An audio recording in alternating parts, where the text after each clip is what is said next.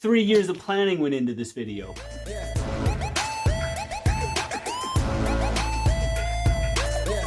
Welcome back, guys and gals. As always, my name is Matt. If you guys are new here, this channel is all about hiking and backpacking. We talk a ton of backpacking gear here. I'm also a Canadian. I go to some pretty banging places in the gorgeous Canadian Rockies. So if that sounds interesting to you guys, click on the subscribe button over here. But like I alluded to, this is a video that's been 3 years in the making. We are talking about my long-term thoughts on the Osprey Exos pack. Personally, I went with the 58 liter for my Exos. It does come in two other sizes. It comes in a 48 liter and a 38 liter. This is a go-to pack for all my summer and my winter backpacking trips. So I've had a ton of use with this pack. So let's dive into what I think about my Exos 58. First thing I absolutely love about this pack is how minimal it is. It's very simple. It's got a 2-pocket brain on the pack and one massive compartment.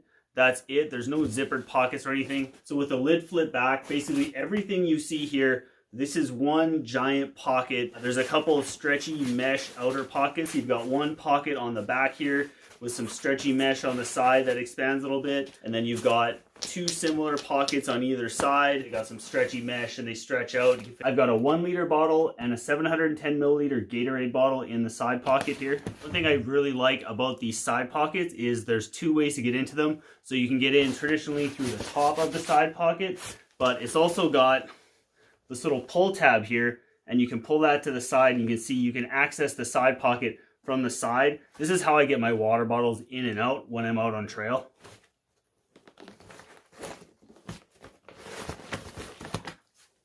Back around to the front of the pack, you do also have a couple spots of daisy chain webbing to attach some gear. I've got my little Oilers keychain here. You've also got some loops on the front of the pack. This is usually where I store Wanda sleeping pad, is I just hook it up in these little straps here. And as I mentioned, the front stretchy mesh pocket. Not going to talk a whole lot about this front pocket just yet. This is actually one of the things on the pack that kind of irks me and I'm not a huge fan of, is this front stretchy mesh pocket. But we'll talk about that closer to the end of the video, so stick around for that. But you've got a couple more daisy chain on the other side of the pack. And you've also got this little toggle here and an ice axe loop at the bottom here for storing your ice axe, or you can store a trekking pole or whatever kind of gear you want to attach that way. The pack does have a lid or brain on the pack, and it is removable, and that's one of my favorite things about this pack. You've got two clips on the front, one there, one here. The brain itself on this pack is 8 liters. So you've got an 8 liter brain, a 50 liter main pack, obviously, to make the 58 liter. The brain is very simple. You've got a zipper on the top here. Ample storage, that's most of your 8 liters. But then when you flip the brain over, you've also got this little kind of a see-through mesh pocket with a key clip in here. The only thing I ever really store in here is I usually just throw my wallet and my keys in here. Like I said, it is removable. There's just 2 buckles that sit just above your shoulder straps, and the brain comes off. I don't use the brain on my pack for my summer backpacking trips. I basically just took anything that I would store in the brain, like I said, my wallet and my keys and that sort of stuff.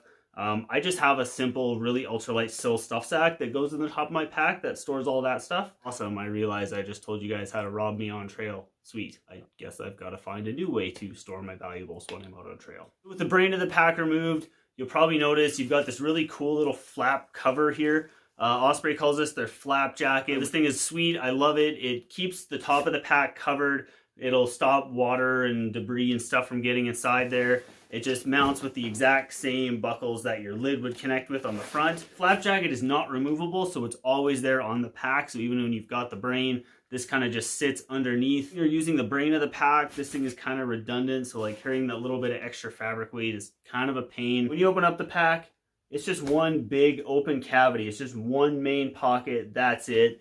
You do have a sleeve down the back for a hydration bladder, and on the back of the pack by your suspension there's a little hydration port if you do use a hydration bladder.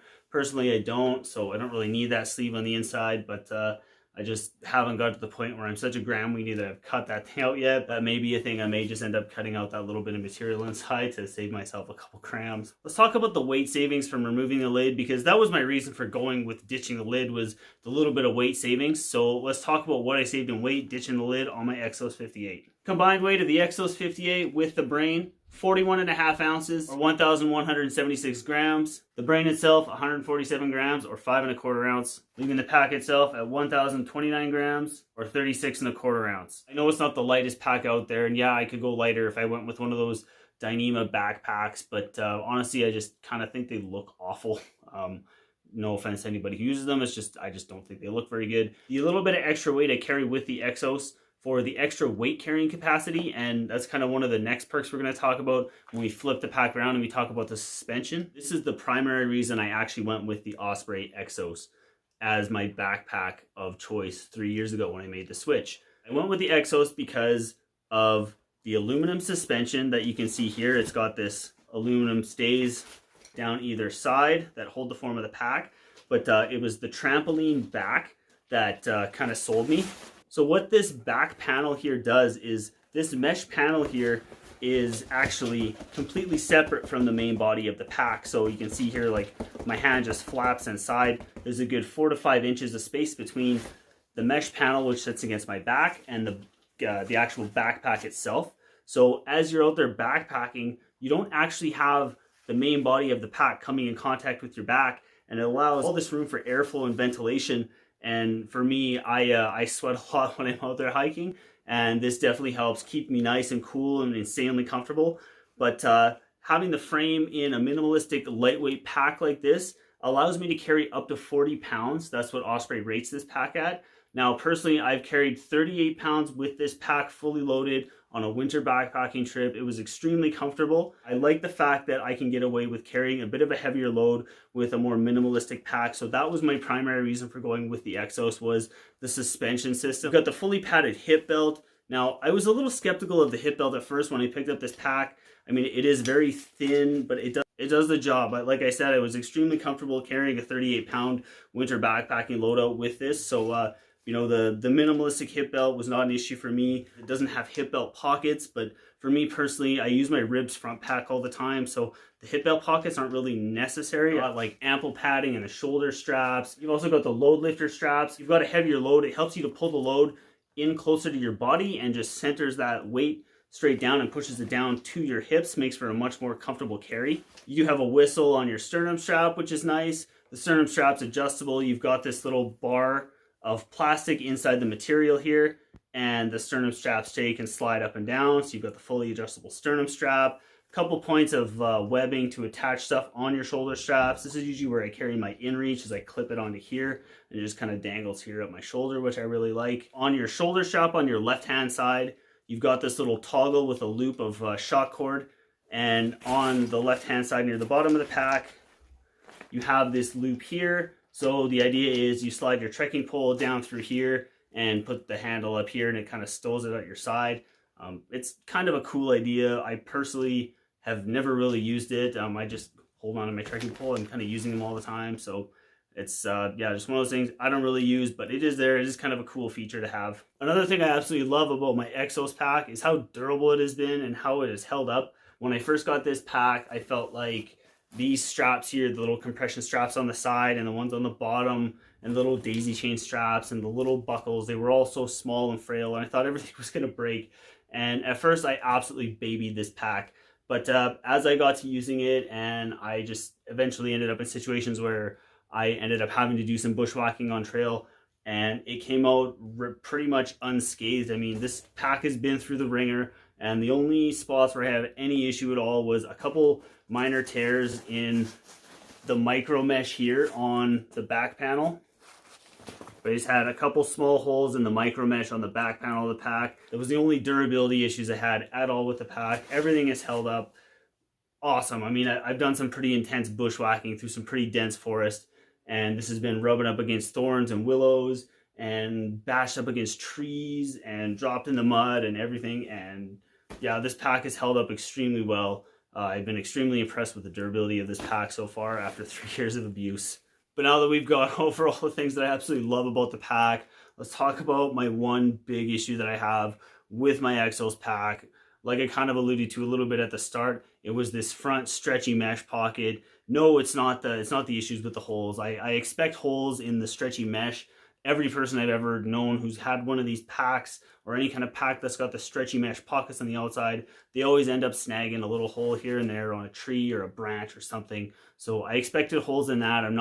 That's not the issue at all. My issue with it is the design of the pocket itself. It runs a good portion of the size of the pack, but as you can see here, the way Osprey has built this one is they updated it from the older Exos version, which was just a full stretchy mesh pocket. So all this bit here was all stretchy mesh. They didn't have this solid, I think this is like 110D fabric in the center here. They put this here for a little bit more abrasion resistance and longevity use of the pack, I guess, to make it last a little longer. And I get it, but the issue is this bottom part here really doesn't expand. Like you only have like this little bit that expands here, but when the pack itself is full and you've got everything pushed down in here and you've got a full backpacking load, you really can't fit as much as you'd think in this outer stretchy mesh pocket. It just really doesn't expand much, so you can really only fit gear down to about here in the pocket. So you lose about half the depth of the pocket. So I wish I could store a little bit more gear on the outside here. Like I wish I could stuff my rain jacket down in here, but even that is like it's just a pain to get it in and get it out. So I just tend to store a couple things in the outside of the pack here on the outer meshy pocket that I just want easy access to, like my tarp and my water filter and my bug spray and that kind of stuff. But I wish it was a full mesh pocket. It would be so much more useful and usable, but that's if that's the only gripe I have with the pack, how can I really complain? I mean, I've used the pack for 3 years. I don't really intend on switching the pack out. I mean, I guess maybe if Osprey comes out with an updated version of the Exos and updates off this one, and maybe they go back to the full mesh back panel. Osprey, if you're watching, go back to the full mesh back panel. I do intend on continuing to use my Exos pack. I absolutely love this pack. Like I said, I mean, I've carried up to 38 pounds in this thing. It was extremely comfortable. I love the suspension. I love how simple it is. I love the ease of use of the side pockets. Like I said, my only gripe really is the front mesh pocket. I just wish that I could use all the space that it looks like it has. I've just kind of accepted that the pocket only really ends here, but it is what it is, right? If you guys like this one and you guys are into, backpacking and getting more lightweight with your backpacking kit and looking at moving into closer to the ultralight backpacking realm, what I'll do for you guys is up over here, I'll put a link to a playlist that I've got with a whole bunch of different weight-saving backpacking tips for you guys. So when you guys are done watching this one, head over there and check that one out. And as always, guys, I am Matty. Thank y'all so dang much for watching, and I'll see you guys on the next one.